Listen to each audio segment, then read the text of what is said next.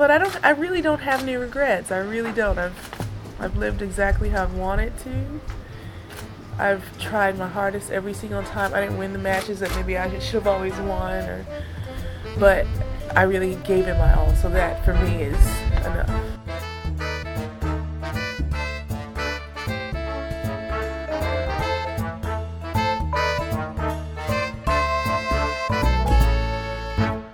Hi everybody, welcome back to the Body Serve. I'm James. I'm Jonathan. It is week 73 of the tennis season. How are you holding up? Your math is extraordinary.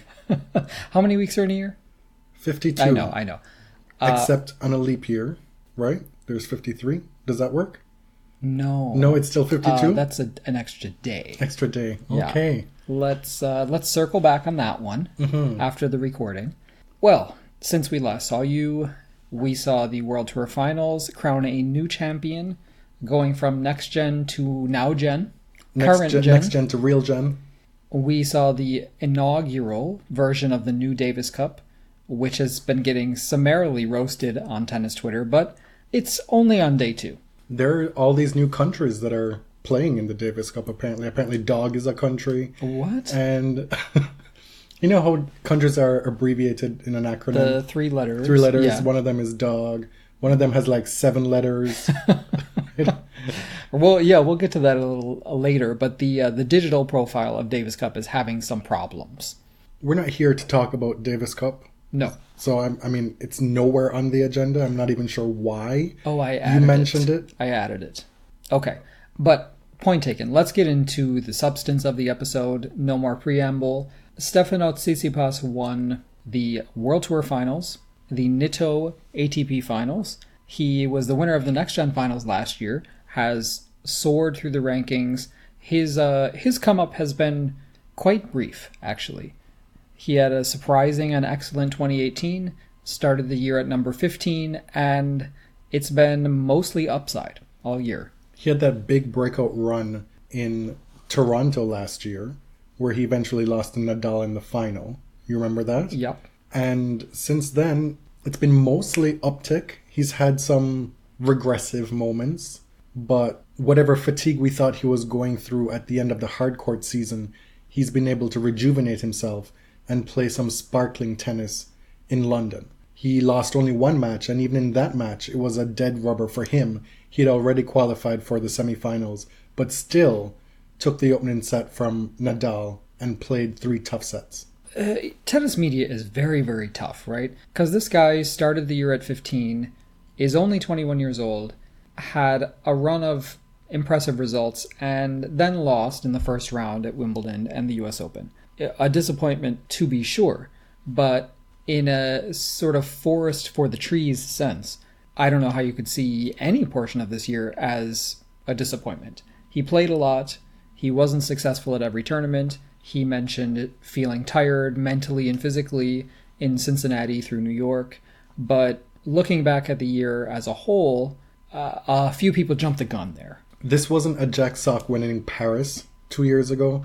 It wasn't even a Dimitrov winning the Tour Finals 2 years ago, where you could make the argument that it was a depleted field. And, there's potentially a little bit of an asterisk beside the person's name, that the achievement isn't as great. Like, this was outstanding from Stefanos. Right. He has beaten every member of the top 10 at least once this year, some multiple times. He beat Roger Federer twice, once at the Australian Open, very notably, and that includes also a walkover in Rome. And then he beat him again in the semifinals here. Right.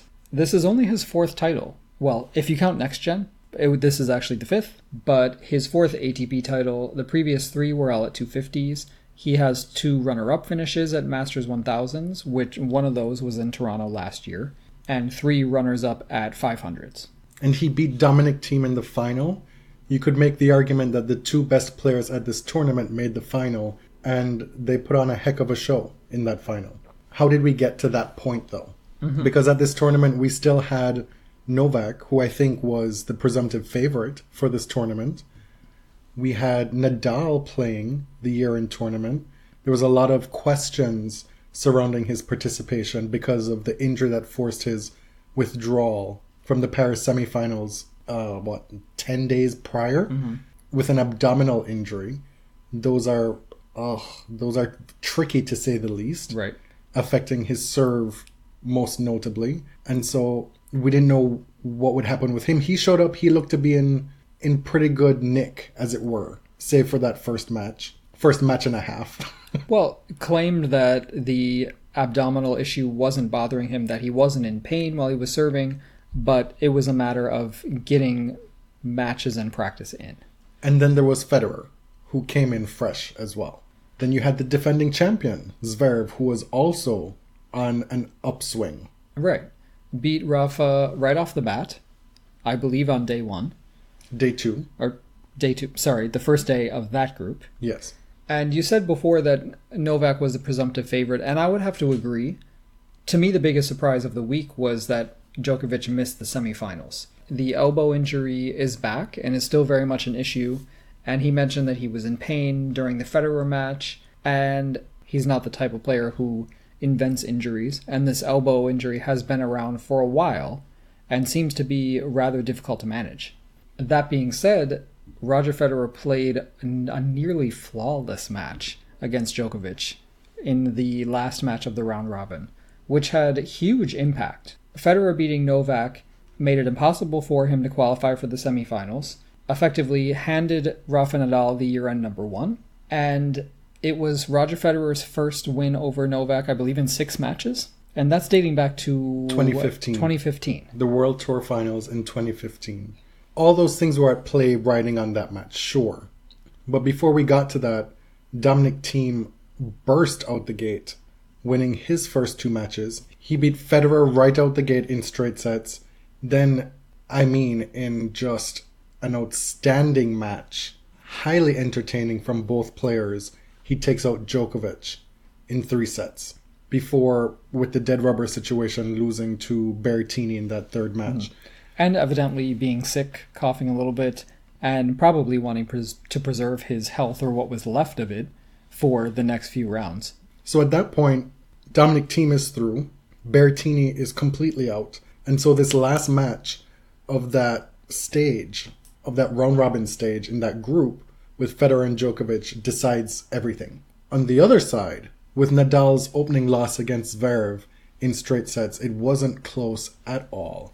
It was a big loss, to say the least. It was comprehensive.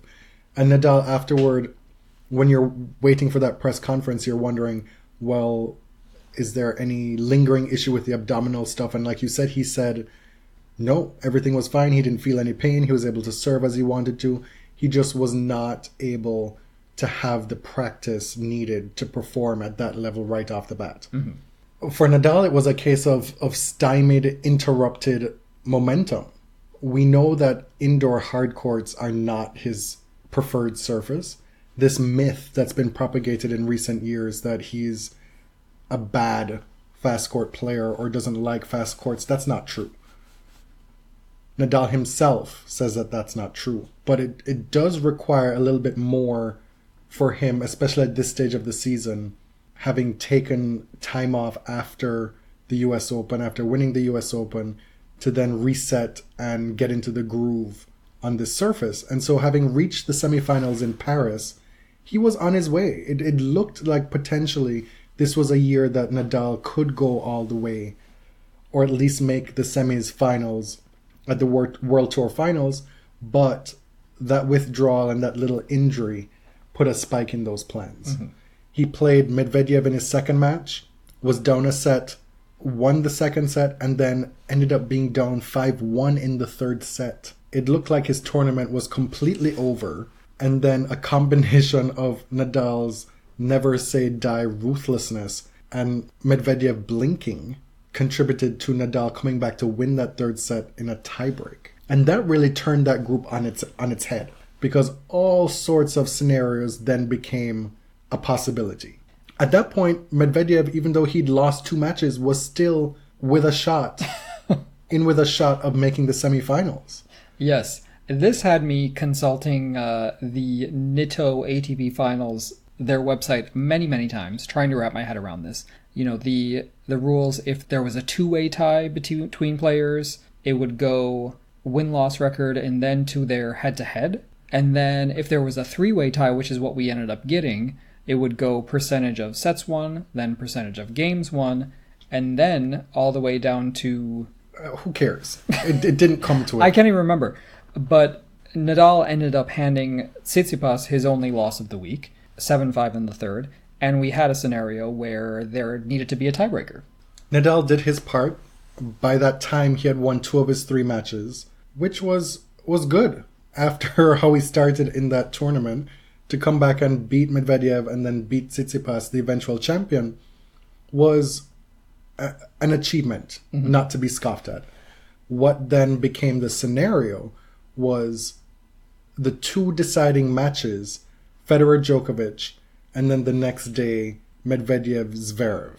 Because Zverev had beaten Nadal, even though Nadal beat Tsitsipas, and if Zverev had beaten Medvedev, they'd both have 2 wins. Zverev would go through because he had the head-to-head win against Nadal to start the group. So the only way that Nadal could go through to the semifinals, even though he won 2 matches, was for Medvedev to beat Zverev. And I thought that that would have been a situation that Medvedev would relish. He seems to me the type of player who enjoys putting a spoke in that wheel, who will like to shift the wig a little bit.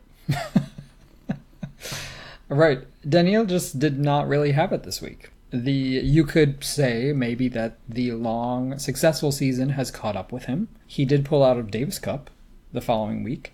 It makes sense that this dude would run out of gas at some point. Right. What he'd done to even make the US Open final and to come back from 2 sets down to force a 5th set against Nadal in that US Open final was unreal to begin with. And then to expect him to be able to carry that on even further into the fall swing was always going to be a big ask. Now in the other group, to me, when I saw this group, I was like, okay, we said Novak was probably the favorite in this tournament. Roger has an excellent chance, obviously, after winning it so many times, but this is extremely tough. And I'm not talking about Berrettini. I was talking about if either Djokovic or Federer have to face Thiem and then a member of the big 4, this is going to be damn near impossible. Like, whoever comes out of this group could be really banged up by the round robin. And what we saw was that Dominic Thiem got through Federer, played an outstanding match and a very competitive match against Djokovic, and Djokovic, shockingly, was the one to not come through. Because Federer beat him handily in straight sets. Right. And this match from Roger was kind of crazy. It's a vintage Federer indoor performance. It was crisp and clean and punchy. He served 12 aces. He broke Novak 4 times. He only faced a single break point in the match. And then you get to the semifinals and you see kind of a different Roger. And this is what you have to expect from a 38-year-old legend, that your body is not going to be the same every day. I was surprised that in that matchup against Novak, he fared so well. There was nothing, even if Novak was injured and in a lot of pain with the elbow, that I figured there would have been something Novak could have done to get in Roger's head. And it just didn't happen. Roger handled the moment very well. I don't know if he knew his opponent was suffering, but... He also prepared a lot for that match. Right. He told us that he went off-site to practice. He had an hour-long meeting with his team ahead of that match. Clearly strategized. We take for granted that these top guys, especially Federer, because he's seen to play so effortlessly and his success be so effortless, that there's not a lot of preparation and hard work that goes into it. But what he's telling us here is that his team actually put in a lot of hard work and preparation into this match, and it showed. He was able to execute on court what they had prepared for. And in his post-match comments, what I found exceedingly instructive was him saying how much beating Novak after 4 years was important to him at this stage of his career. Being 38, he's not out here to just be ceremonial. He still believes that he can win these big tournaments. And he gave the impression that if he can't feel that he can win these big tournaments, then what's the point? And so being able to score this win 4 years after the last one was important to give him that belief that what he's doing is not in vain, that he can still go forward and probably propel him to have even more belief in 2020. So what do we have at the end of the week here? We have Tsitsipas putting his hand up, the next young winner of the ATP Finals after Alex Zverev, positioning himself as a threat at literally any tournament he enters now. The final with Dominic Thiem was so close that I don't think you can sort of nudge Stefanos ahead of Dominic in that, in that conversation. For me, that's still a no. I've long maintained that Dominic is still the presumptive next best, the presumptive heir. Yes. You can't skip that generation just yet. I agree. Because Dominic is still making improvements. The tennis that he played against Djokovic was jaw-dropping. Novak himself was floored by the sustained, accurate power that Thiem threw at him throughout that entire match. It was alarming in a good way. And I hope this doesn't sound dumb, but I think you could make the argument that Dominic could be a Wawrinka-like figure, somebody who can smack the absolute shit out of the ball and overpower all the best players on tour when he's accurate. So Wawrinka has done that at 3 majors against the best of the best. Why can't Dominic? They're not the same person, but Dominic is starting to master hard courts and faster surfaces like he has clay. To me, it's only a matter of time. It's a good comparison because like Stan, grass is his least favorite surface. He's had the least success on grass. They both have the one-handed backhand. They both generate incredible power on both wings if they need to. The part for Dominic that's heartening here is that this was also thought to be one of his least favorite surfaces, right? Like he's made progress on hard courts. Sure, he won Indian Wells, but that's a slower, grittier, more high-bouncing hard court. This was a fast court, a fast indoor court, and he was able to do that against 2 of the GOATs. It was astonishingly good and an absolute move in an upward direction for him. The other thing that came out of this week, obviously, is Nadal finishing the year number 1 for the 5th time. This puts all of the big 3 with 5 year-end number 1s each. Murray, in that same stretch, has 1. He finished 2016 as number 1. It's always surprising to me that Roger Federer only has 5, because his stretch of dominance seemed so fulsome, and it seemed so long when it was happening. It was, but then the rise of Nadal led right into the rise of Djokovic, and they kind of alternated a lot over the last decade. Right. 15 of the last 16 year-end number 1s have been those 3 guys, each of them with 5, and like you said, the only spoke in that 16-year wheel is Andy Murray in 2016, when he had that outstanding year, capped with the Olympic gold medal. Right. And what did it take for him to be the one to stop that run? It took him wrecking his body. He was never the same after that year. It took an absolutely Herculean effort at the end of 2016. Do you remember how much he played? And then Davis Cup, winning Davis Cup at the end of that season. It was, I mean, what he did that year, we've seen the offshoot of it on his body. Yeah. But look, Nadal is out here world number 1 again. 11 years after the first time? Yeah, the first one was 2008. Then after he won Wimbledon. 2010, and then what, 2013? 13, 17. 17 and 19. Yeah. Like, this is a guy who we've been told our entire adult lives as tennis fans would not be here, let alone be here at number 1. And I want to give all those pundits a little bit of a pass, because there was some sound logic behind that. And also, Nadal himself did not believe he would be here at this time. He did not think that his body would allow him to be here at number 1. And so, while it's an easy target to swing after these pundits, there was some sound reasoning behind it. If you're a Nadal fan, it's a nice haha, prove it to you moment, feel good about it, but you're doing the same thing to Nadal at this point, because it's all gravy for him now too at this point, because he He himself did not expect it. All right, so that's a wrap on the ATP season. That is true. We have 2 more episodes to go after this one, and they'll be our year-end recap episodes. The first one will be the WTA recap episode, and then likely the following week will be the ATP recap episode. But as far as the actual tennis, non-Davis Cup tennis, the men's tour is done. Right. Davis Cup is ITF, technically. So Okay. the ATP tour is finito.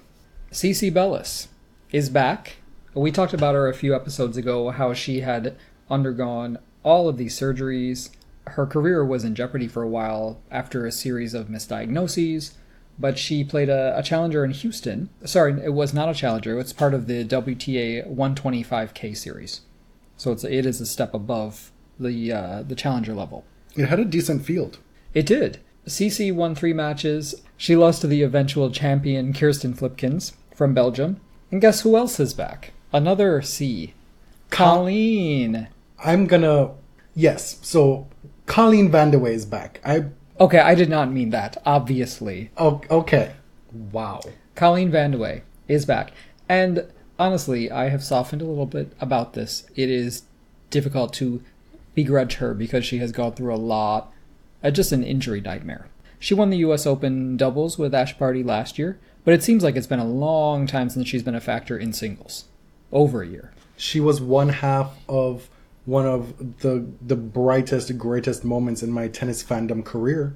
The 2017 Australian Open semifinal against Venus Williams. Absolutely. She will always have given me that. We also enshrined Magdalena Rybarikova into the Body Surf Hall of Fame for beating Vandeweghe at Wimbledon.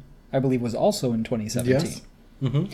But Colleen is back, made the final, lost to Flipkens. It was, like you said, a pretty outstanding field for this time of year in Houston, which apparently was freezing. Taylor Townsend was there. Man, some of these tennis players were complaining that the temperatures were near or below freezing, which is not ideal for playing tennis. No. Yannick Sinner, remember him from last week? He played a challenger in Ortisei, Italy, which is in his home region of South Tyrol, and won it.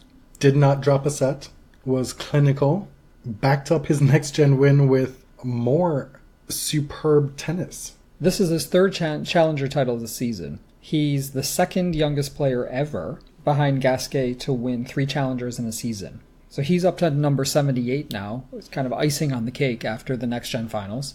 That is after he started the year outside the top 500. Right. I think 553.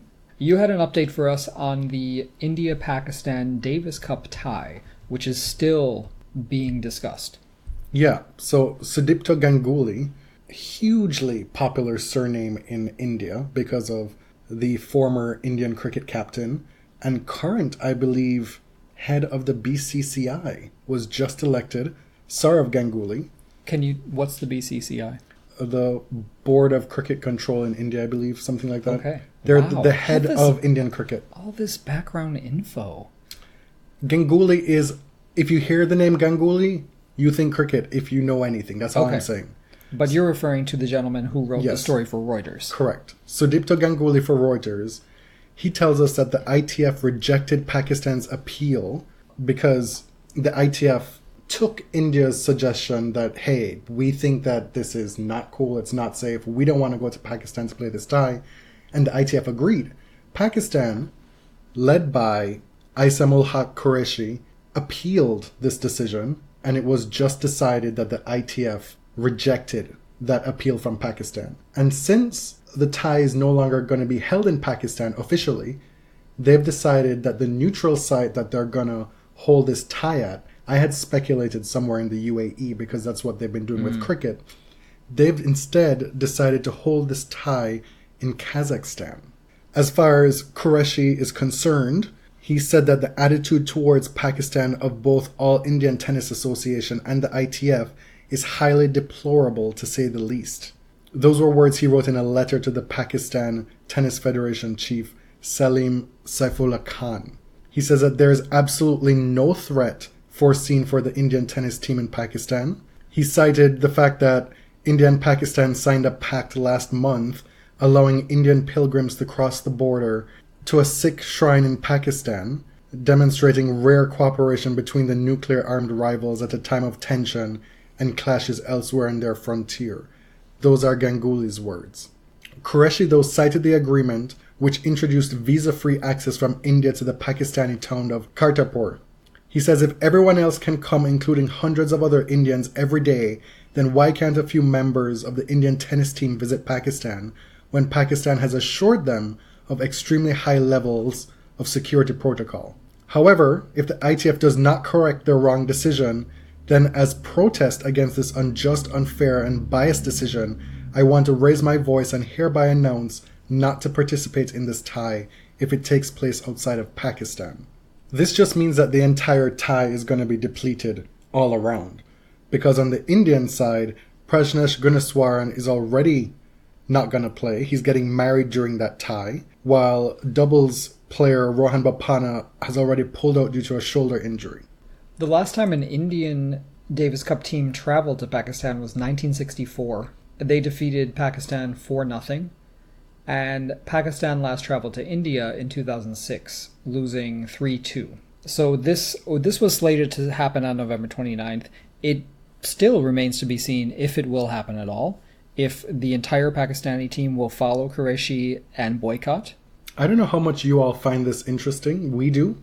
And so it's this kind of off the beaten path tennis story that we've been following, but it's still developing. And we will bring you more if there's more. Yeah. This past week, we saw the first big wave of monumental, meaningful retirements in tennis. Meaningful is bad. Anybody who retires, I don't want to diminish their careers, but we've been speculating for years now. When will we see this wave of retirements from top tennis players? A lot of the players at the upper echelons of the game are well into their 30s. The big speculation is that after Tokyo, the Olympics, we will see that in full force. Right. But for now, the two big names who've retired this past week, Dominika Cibulkova and Tomáš Berdych. Cibulkova, one of the great personalities in tennis, for better or for worse. It's not always used for good. But one of the most colorful players of the past 15, 20 years in women's tennis. She has the skill of being able to tell which tennis ball she's holding blindfolded by smelling it. Really? Yeah, you didn't see that? No, I did not. Yeah, they blindfolded her and put in front of her like 3 or 4 different tennis balls, and she sniffed them and told them which one was which brand. Speculation has been swirling around her retirement for quite a while. She won the WTA Finals in 2016, beating Angelique Kerber in that final. She's won 8 WTA titles. Her breakout really was that 2009 semifinal at Roland Garros. But she also had a runner-up finish at the Australian Open in 2014, losing to Li Na. Li Na, who had lost the previous final to Victoria Azarenka in 2013. Listen, she's had a great career. She reached number 4 as recently as early 2017, barely 2.5 years ago. She's suffered from a lot of injuries. She has. And we've seen that from a lot of players who punch above their weight. Radwanska retired last year, and she was kind of in the same boat. Mm-hmm. Different player in that Dominika could blast the ball with the best of them. Just a wildly different style of game. Yes. Dominika was, like 5'1", 5'2", very small, but you can see her, she was a ball of muscle. She had incredible timing and somehow wrung sometimes shocking power out of her body. Outside of tennis, she is famous for elevator selfies. I would say it's safe to say she is the GOAT of tennis elevator selfies. Yes. Much imitated, never duplicated. I tried to imitate in Spain this year. She is a fashionista. She has for better or worse. She has a stupidly hot husband. Mm-hmm. She's famous for her Slovak catchphrase, "Pome," which she even branded. Put on clothes. Launched her own line. She's also infamous for her Wimbledon incident. Well, we covered that when it happened. Let's not beat it to death. But as I said, a huge color for personality, for better or for worse. And she was also able to score huge upset wins. Oh, yeah. She had something like near 40 top 10 wins in her career. She beat 5 number 1 players. If you had Cibulkova in your side of the draw earlier on, you were not happy. Right. That's got to be her biggest legacy going forward. 5 years from now, we're going to remember her as someone who improbably won the WTA Finals and who could face down literally anyone without fear. Tomas Berdych, this is a big one. Berdych is one of those guys who had the misfortune of reaching his prime when Roger Federer and Nadal and Djokovic were doing the same, were dominating tennis. We talk about Cibulkova had 8 quarterfinal or better finishes at slams. Berdych had 17. This guy was perennially top 10 or higher. He was a Wimbledon runner-up against Nadal in 2010. Won 13 titles on his own, which I'm surprised he didn't win more, honestly, with the level of his talent. And just a pristine ball striker. I'm also surprised that he did not make more than 1 Grand Slam final. Mm-hmm. Because of his prodigious talent and ball striking skills. And that, unfortunately for him, will be one of the things that folks remember him for in a couple years, is that he was probably, despite the era that he played in, a bit of an underachiever. Somebody who didn't always rise to the occasion when he could have. Okay. Will retire as one of the best to never have won a slam. One of the best to have played the game. But he does have those 2 Davis Cups, which is a really impressive addition to his resume. Over Spain in 2012, and what I view as a real stunner against Serbia in 2013. Serbia, who did have Novak Djokovic on their team, had excellent doubles players as well. And both of those were with Radek Stepanek. One of the things I will remember Berdych for is his on-court fashions. He took the road less traveled, signed with H&M, and for a good while there was delivering floral prints upon prints on the tennis court. Gorgeous. Before his time. He's also known in some circles to have some of the best legs on the tennis court. That was never really one of my observations, but that's something that I've been told by a lot of folks. But you can objectively see it. Objectively objectify him? Exactly. And the Bryan brothers announced that they will definitely retire after the 2020 US Open, which at their age is not a huge surprise, but this is a huge moment in doubles. They're one of, if not the best men's doubles team in history. They lead the number of titles, and this could set off a major wave, or be the first kind of harbinger of what's to come after the US Open. Because I don't think, the Olympics are kind of the marker.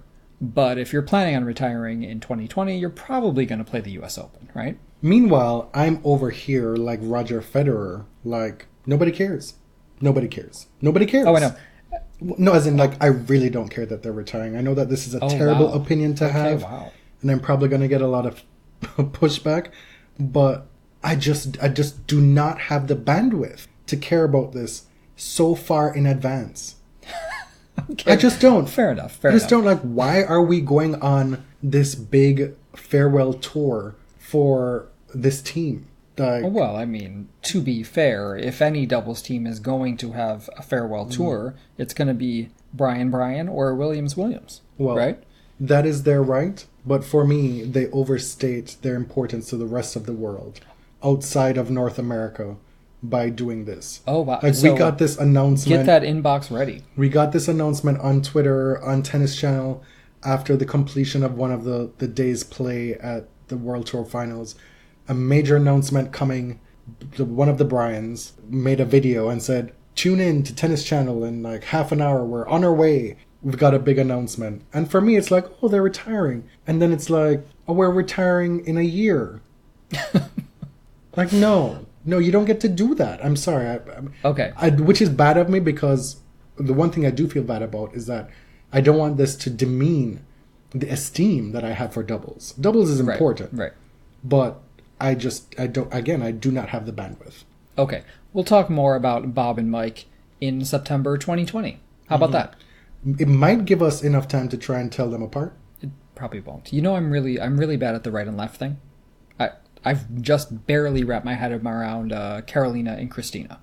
That is not the same thing at all, and that is still a blemish. It's a big embarrassment. An embarrassment. It is a big shame in my life, but it's fine. You're like, which one is Carolina? The righty or the lefty? She's a lefty, right? Carolina's a lefty? That was at least 2 years ago. And 2 years ago, you had already had a tennis podcast for 3 years. Okay. I take your point. Anyway, Kiki Mladenovic has had quite a few weeks, I would say. As has Dominic Thiem. Well, listen, there's more. Kiki and Dominic have reportedly split up. They've ended their relationship. At first, the news hit me. Your response was how I felt about the Bryans and I thing. had literally nothing to say. I had no comment. I was like, okay. And now you're all tore up? No, I don't know. It's what it is. So it's the same for you. Yeah. So in the same 30-day stretch, right? Kiki and Sasha Bayan split up. Mm-hmm. Kiki and Dominic Thiem split up. And Mademoiselle Mladenovic, her tennis has not suffered. She soared on Air France to the Fed Cup final. Okay, so within a few weeks, she wins the WTA finals in doubles with her partner Timea Babos. She wins Fed Cup for France, or assists hugely in their win in both singles and doubles. She got 3 points. Well, yeah, massive. All 3 points. You could argue that Kiki won Fed Cup. Yes. Splits with Dominic. Dominic had a great week at the World Tour Finals. I don't know if it's amicable or what, or like who's getting the dog. I don't know. If there's a dog, is there a dog? I don't think there's a dog. Who gets the Instagram account? Does Dominic still get to hang out with Kiki's brother? That's a good question. Do the photos stay up? So far they have. Sasha Bayan, he has told us that he has a new phase of his tennis coaching life coming, and we are to stay tuned as to who will be his next pupil. Mm-hmm. That's coming shortly, apparently. Okay. Maybe he's getting back together with Kiki. Yeah, I kind of doubt that. I know you said we weren't going to talk about Davis Cup, but I did have to drop in that Alize Cornet roasted the hell out of Gerard Piqué, like the rest of us. She's just out here having fun. She poked fun at the opening ceremony and says, well, clearly you haven't been to a lot of Davis Cup matches because that's not what that is. I believe her exact words were, that ain't it, chief. I do not have the bandwidth to get into this whole fine, we won't. Davis Cup we thing won't. And people complaining about it. It's too late in the season. Thanksgiving is next week. It's true. It is too late. Alright, so we're just going to act like Davis Cup doesn't exist? For now. Okay. But we can tell you that Sania Mirza will be back in January. Sania had a baby at some point. Early this year. I don't know. We probably talked about it on the show. We I'm did. Sure. She's been off the tour for a while. She's been training, getting back into shape, and she is coming back. Already has committed to a bunch of tournaments in January. All right. And who's standing in her way? Nobody, because she does what the fuck she wants. I promise y'all, we are not looking for dramatic readings. Dramatic readings seem to find us. And again, it's in Italian. 2 weeks in a row. It is Silvio Berlusconi. It's Ubaldo Scanagatta, noted tennis journalist, misogynist. Founder of Ubi Tennis. Oh, you just gave me that look like, girl, can you say that on this podcast? I forgot what we were, sorry. And I'm here like, well, the receipts are plenty. And he stepped in it with Rafa again this week, and it was a whopper. Typically, Ubaldo's interactions with the top players are a bit scattered, but jovial. There's joking going back and forth. Well, it fluctuates between them ribbing him and absolutely searing him. There's this famous one where Rafa is distracted while he's being asked a question because he notices in his periphery that Ubaldo is sleeping in the press conference. And he goes, sorry. Do you see that? Ubaldo is sleeping. Okay, so here comes our dramatic reading. Please don't take offense to our accents. It is not meant at all to mock. We're just trying to get into character. Tonight you are playing very short many times. I don't know why, because you're not used to that. I'd like to know, for many people to get married is a very important distracted thing before the marriage, during the marriage, after the marriage. I'd like to know if somehow your concentration on tennis life has been a bit different, even if you are going out with the same girl for many, many years. Honestly, are you asking me this? Is it a serious question or is it a joke? Is it serious? It's serious. It is not something that Spanish do.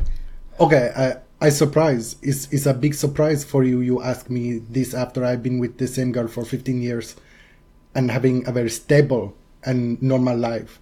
Doesn't matter if you put a ring on your finger or not. In my personal way, I am a very normal guy. Maybe for you was how many years you have been with your wife? 30 years this year. And before? Maybe before you're not sure. That's why. Okay. We moved to Spanish because that's bullshit. Thank you very much. Rafa was simply not having it. At all. Not having it. So the reporter was roasted all over the place and then released a blog defending his decision to ask this question. And to be honest, the question was silly. It wasn't offensive to me. I can understand if people took offense to it, but it didn't rise to that level to me. I thought it was just silly, and clearly the reporter had something he wanted to say. Rather than being genuinely curious about the answer, it seemed that there was something he wanted to share, and then he did, in a blog. So I have to... I don't want to get too serious about it. It was fun. I enjoyed it. We'll always have Rafa saying that's bullshit. that is gold. We moved to Spanish because that's bullshit. The pause. We moved to Spanish because that's bullshit. This next segment, it's not tennis stuff. Every now and then we talk about something that interests us. This one happens to be still within the sporting world. It's a topic that we've stayed away from mostly publicly ourselves. But this week, the developments in the Colin Kaepernick situation were just so egregious that we feel compelled to opine. So, the NFL contacted Colin Kaepernick on November 12th, which was a Tuesday, inviting him to work out in front of scouts from the NFL teams. There are 32 teams in total. This is notable because, if you haven't been following the situation, Colin Kaepernick has been out of the NFL for a little over 3 years now, I believe, because he has been essentially iced out by the NFL. They've colluded to not have him be a quarterback on an active NFL roster because at one point he started kneeling during the national anthem to protest the treatment of African Americans in America, specifically at the hands of police across the nation. Right. The protest had a very simple premise. It was "Stop Killing Us," which you may have seen written on a wall in Beyonce's Formation video, but it boils down to something very simple. Stop killing black people. This was enough to get Colin basically kicked out of the NFL as a firebrand, as someone who, as it's now being painted, is too much of a circus for any team to sustain, a distraction. And these are the sort of the propaganda terms that the media who are beholden to the NFL propagate. Mm-hmm. The Stephen A. Smiths of the world. People who are dependent on NFL money and networks who are dependent on NFL money to sustain themselves. This league is run by rich, conservative, old white men. Nearly universally across the board, every NFL team is run this way. Right. So agree or disagree with Colin's message. He is good enough to play as a quarterback in the NFL. Well, we were told we didn't know that for sure because it had been so long. Could he still play? But at the time that he was released, he was, even as a backup. If he is good enough to play as a second-string quarterback, give him a job. Regardless of whether you agree with his protests, if you view it as a distraction, the NFL and Kaepernick settled a collusion lawsuit. Warren Moon was out here playing quarterback till he was 72 years old. The NFL has a long history of decrepit, way past their expiry date, quarterbacks hanging around. If Colin Kaepernick were not wrapped up in this situation, he would be on an NFL team. Right. But the issue here, all these last few years, and why this situation pinged on my radar, why is the NFL offering him, apropos of nothing, this workout at this time? It smelled fishy the entire time. Kaepernick, I'd imagine, would want to prove that he was still a viable quarterback option. My initial reaction was, why is the NFL giving him this opportunity? And why now, after settling that collusion lawsuit? And so they tell him on a Tuesday, we're having this workout that you didn't ask for on Saturday. And he and his team is like, well, can we push it to the following Tuesday? Because coaches, the brass of the teams, the scouts are out checking out college football games on Saturdays. A lot of the team, the personnel is traveling to another city to get ready for Sunday games. It's not an ideal time to get the people who you want to see you. And they're like, no, it has to be Saturday. And then he was like, well, if it has to be Saturday, can it be like 2 Saturdays from now? They're like, no, it has to be now. Right. And then it really becomes like, what is really going on here? And so Kaepernick shows up, and then he's presented with this waiver.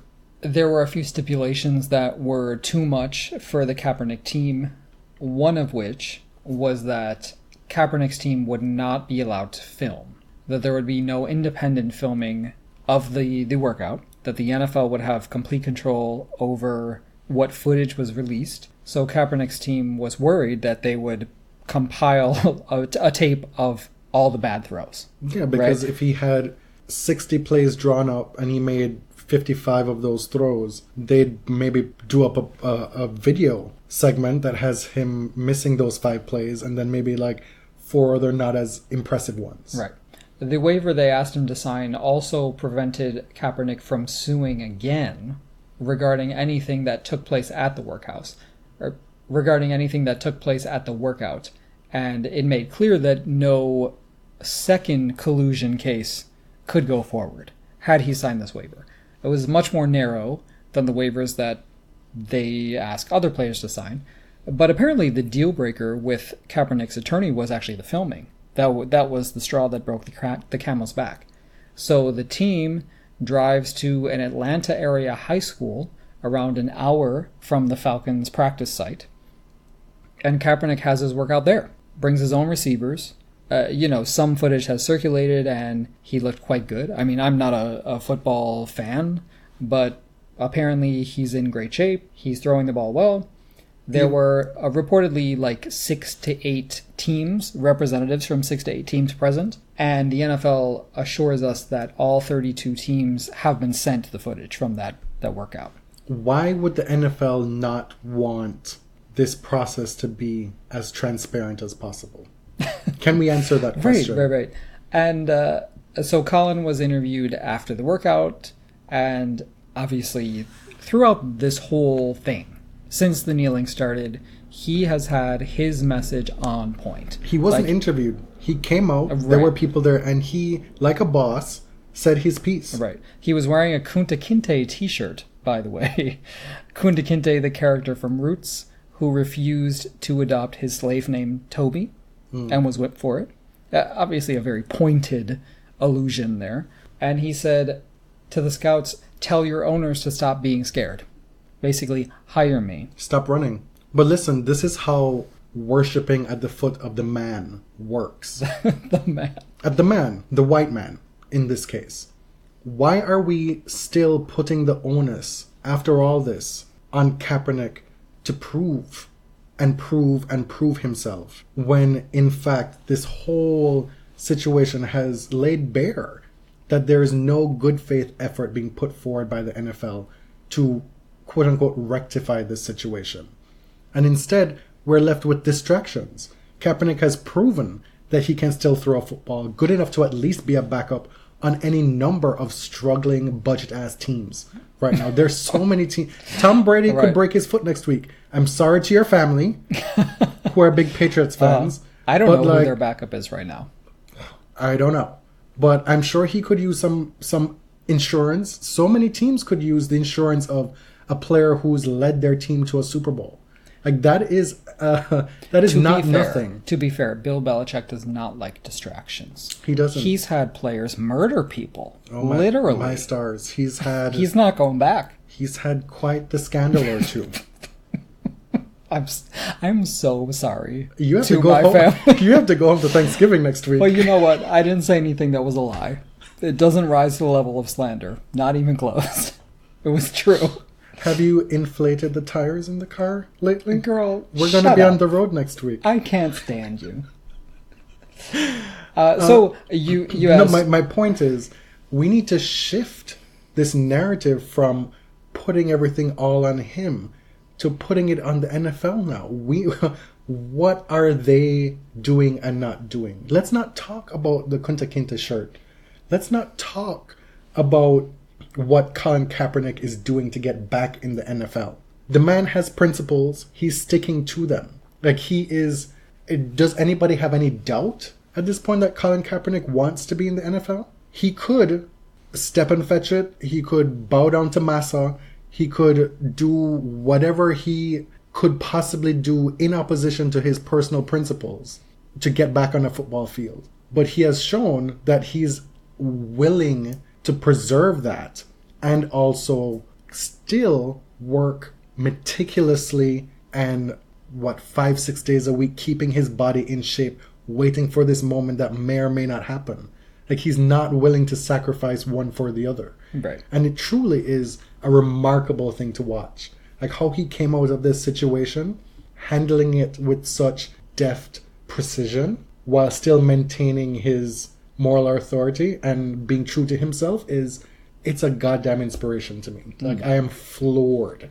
It's not easy to go up against the NFL in this kind of situation and win. Right. Or at least maintain the moral high ground. Because they laid all kinds of booby traps for him.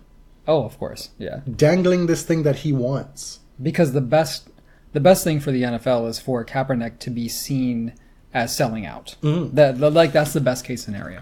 And for folks who think that he's been grandstanding this whole time and he's just happy to out here collect his welfare check. But, like, for right? what? For what? Collecting all these unearned monies from being this grandstanding protester. Like, being an activist doesn't really pay that well. Sure, he got that Nike deal, but, like, he's given up his career. I mean, he also sued the NFL and won, like, a but somewhat sizable amount of money. Not what he would make from playing. Not even close. We don't know the exact amount, but potentially you're right in that situation. My point is, he has now shown us that he still absolutely wants to play. You do not show up on this football field on such short notice, agree to these terms, and present yourself in such great physical shape, and throw the ball that well, if your goal isn't still to be a professional football player. That takes a lot of work and dedication this far out from the last time you played to still be in that kind of shape. Mm-hmm. To me, kind of something else going on here that's interesting to me personally is the commentators who work for networks who carry the NFL games, who have a vested interest in parroting NFL talking points. Mm. A lot of the the Stephen A. Smiths of the world. Jason Whitlock. Tiki Barber. Jason Whitlock, one of the most repugnant human beings that I can think of, who somehow still has a job in sport after torpedoing the undefeated, which at one time was touted as the Black Grantland, which has survived in spite of him, and writing one of the most misogynistic, sexist pieces of sport writing drivel. Yes, about Serena Williams. And wrong. Yeah. And what's delicious about it is because it was so wrong, because it was premised on such a misunderstanding of tennis. Just the parade of assholes and lunatics that they have trotted out to discredit Colin Kaepernick's character is wild. Like, Rex Ryan, asshole. Stephen A. Smith, come on. Tiki Barber, slept with a babysitter, then married her. I mean, like, who are these people? Who thought this through? I'm just saying, like... Not for nothing, these are black men who will throw their own under the bus to further their own careers. They won't even think twice about it. I'm just saying, like, at its base, the message of Colin Kaepernick is not a radical message. He said Black Lives Matter, and people got upset. He knelt during the anthem. During the anthem, people felt it was disrespectful to veterans, which personally, I feel like it requires a bit of a logical leap, and I understand if you disagree with me there, but the premise of his political action is actually not outrageous. It's not a stretch. It's that black people are disproportionately disadvantaged by the United States justice system, by the way we police people. And that is an idea that's becoming far more accepted in centrist democratic circles. Exactly. Right? Like, this is taken to be now, but he's still out here being made the scapegoat. Right. Kneeling during the anthem. Maybe this is because I'm Jamaican, but I don't get why it's such a big deal. And also, from a political perspective, can we question the sporting, industrial, military complex that is so enmeshed in all of American professional sports? Especially football. Why are we tying football to the military as something that is so unbreakable? Why is that there in the first place? Why before every, not even just important sporting event, we were just at the Raptors game last night and we had to stand through with all our concessions in hand, both the American and the Canadian national anthem for the fucking Toronto Raptors playing the Charlotte Hornets. What? Like, this is not the start of the US Open final, which I still find repugnant. I just don't get it. That's something I've never understood. I was in school, in college, and one of the things that was taught during our sports sociology class was this whole business of the intertwining of sport and military in America. And before one of the college football games, one of the bowl games in the early 90s, must have been like 1991, George Bush comes on and addresses the nation. This is college football here. Mm-hmm. Like, this is wild to me. I grew up in the States, so I get it. To you, it was a foreign experience when you went through it. I just can't believe that people like Rex Ryan are calling Kaepernick a distraction when we got people like beating on their wives, beating on their girlfriends. Isn't that Mr. Foot Fetish? Rex Ryan? Oh God, just stop. He was the Bills coach at one point who was like wrapped up in all that. Yeah, whatever. But the point is, the NFL has like some massive problems. Yeah, domestic abuse, traumatic brain injury. You got people killing people. Like, the fact that Kaepernick is the number one distraction that you all can point to, something is wrong here. And it speaks to me a lack of independent thinking among people who are paid to commentate on the NFL. So, we normally cover tennis. That was our NFL. I think that is our first NFL segment ever. Yeah. We were at the Raptors game last night, which was fun. They beat the Charlotte Hornets by like 30-something points. I was so bored. My husband, Norman Powell, was in double digits. Who? Excuse me. Holder of an NBA championship ring. Thank you very much, Norman Powell. The most handsome man in the NBA. Is fulfilling his role with Kyle Lowry and Serge Ibaka on the injury list. I've never seen somebody more capable around the rim. He finishes at the rim so well. Stop. I was listening to The Read today because they drop on Tuesday now. And they talked about a lot of the stuff that I wanted to talk about. They did talk about Kaepernick. They talked about, so Lizzo is being sued by a Postmates driver. We don't have Postmates in Canada, but it's like Uber Eats. This driver was accused publicly by Lizzo of stealing her food. apparently she was like circling a building, whatever, couldn't get in touch with Lizzo. And so Lizzo tweeted that Tiffany from Postmates stole my food. And Lizzo is a famous person who has millions of followers, and people just went in on poor Tiffany. So we don't know. Like, if Tiffany stole the food, if she couldn't get in touch with Lizzo, if Postmates, because apparently Postmates can tell their drivers, like, if you can't get in touch within a few minutes, you gotta go. Yeah. You gotta go to the One next of the play. funniest things I've ever seen on social media was when that story happened, because that's a little while it happened. Yeah. Was when somebody tweeted, imagine that, Lizzo out here stealing people's lyrics, and now she out here hungry. So, recently, Tiffany channeled Crystal LaBeija and said, I will sue the bitch. And she did. Good. Tiffany is suing the UK rapper who wrote the lyric, I just took a DNA test and I'm 100% that bitch, has been giving a songwriting credit on Truth Hurts. Oh, really? Yes, flexing that Candy Burris bullshit. Candy Burris, who got a songwriting credit on Ed Sheeran's Shape View because he, what do they call it? Interpolated No Scrubs. No, they do. They call it interpolated. I understand. I'm just saying. But Lizzo, you get famous and more money, more problems. But she's also been doing way too much lately. But I think she's in danger of careening off of a cliff where I will not be willing to care about what she does anymore. Something that I want to talk about, and this is not the right time for it, but we will cover this eventually. Power and proportionality on Twitter. When people get famous, they don't realize that they have a measure of power. Right, and they have the ability to unleash a slew of supporters and really like ruin someone's life, or make that person feel unsafe. So you said you weren't going to talk about it. No, we weren't. Now you're talking about it. We've got to talk about it. We've got to talk about it at some point. Sure, at some point. Now is not the time.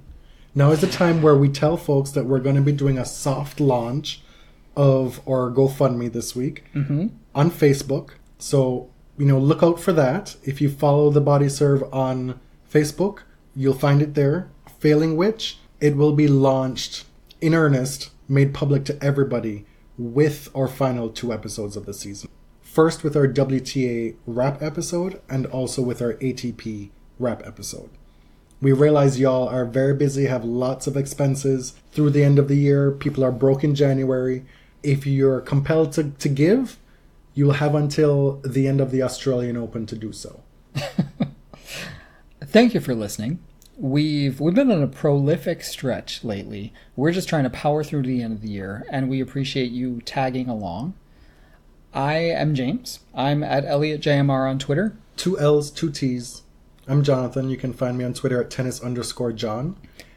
You can find the Body Serve podcast on Instagram at The Body Serve. We are on Spotify. We're on Twitter at The Body Serve. Apparently iTunes, etc. Apparently something that's come to our attention, if you want to find us on Spotify, if you just put in The Body Serve, it's hard to find. If you put in The Body Serve Tennis Podcast, you'll find us for sure. Okay. Thank you for that.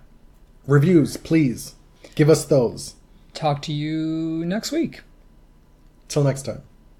Okay, we move to Spanish because that's bullshit. Thank you very much.